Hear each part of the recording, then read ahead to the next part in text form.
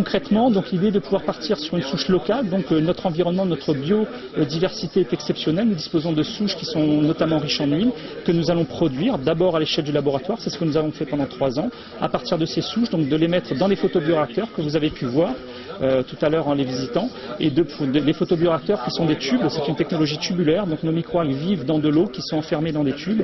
Et nous allons pouvoir récolter quasi quotidiennement donc les microalgues. Nous allons séparer la microalgue de l'eau avant de pouvoir extraire de cette pâte l'huile qui est contenue dans la microalgue. Et c'est à partir de cette huile que nous allons fabriquer le biocarburant qui permettra de faire voler un avion ou de rouler un véhicule. Pour pouvoir répondre à l'autonomie énergétique de notre territoire, de pouvoir intégrer le biocarburant qui est aujourd'hui imposé par des normes européennes par le droit français et qui impose aujourd'hui un additif biocarburant de 10% à l'horizon 2017. Donc notre objectif est de pouvoir répondre à cette commande et de pouvoir répondre localement à l'autonomie énergétique en apportant l'additif biocarburant imposé par les normes européennes. Nous ne devons pas avoir honte d'innover. Nous avons réussi à attirer donc notamment la société leader sur la technologie photobioréacteur, la technologie de production de microalgues, qui est une société allemande, IGV, qui a permis en juin dernier, une première mondiale, de faire décoller un premier avion avec un plein 100% microalgues.